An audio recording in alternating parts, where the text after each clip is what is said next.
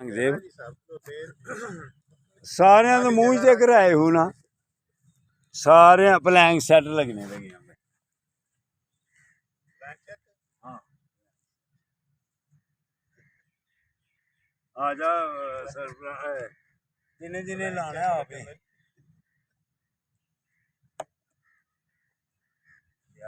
सामने जूती जी बोतल रख के लगा गया ए जूती दी ऊपर ही कर देने कैमरामैन ने पहले बोतल दी लानी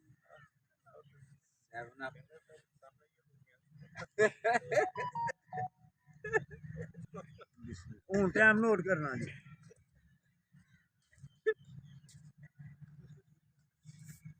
साथ कहते भी कुछ जाओ कितने जो सब तुम सही गाइड कर दियो प्लैंक सेट कोड ये लग रहे हैं प्लैंक सेट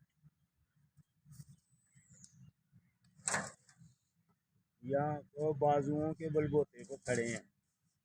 एक्सरसाइज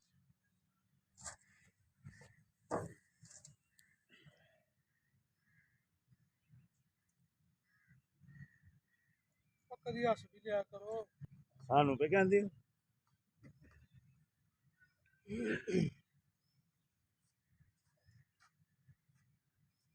ਤੁਸੀਂ ਵੀ ਕਰੋ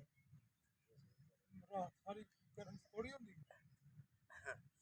रात यार बाबा जी उधर हो जाओ बाबा जी ये नहीं वजह में डर गया है रेस्ट ही करनी है ना रात में थोड़ी ਜੇ ਉਹਨਾਂ ਦਾ ਜ਼ਹਿਰ ਬਣਾਣੇ ਆ ਅਸੀਂ ਉਹ ਗੱਲ ਕਰਕੇ ਫਿਰ ਉਹਨਾਂ ਨੂੰ ਜ਼ੀਰੋ ਤੇ ਲੈ ਫਿਰ ਵਿਆਹ ਕਰਨਾ ਕਾਦੇ ਵਾਸਤੇ ਡਰਾਉਂਦੇ ਨੇ ਡਰਾਹਟ ਦਾ ਨਾ ਵੈਸੇ ये हमने बात वर्जिश की है अल्हम्दुलिल्लाह जो भी आएगा इंशाअल्लाह ताला से उसको वर्जिश करवाएंगे बाजू में ताकत आएगी अल्लाह की मेहरबानी से अल्लाह हाफिज़।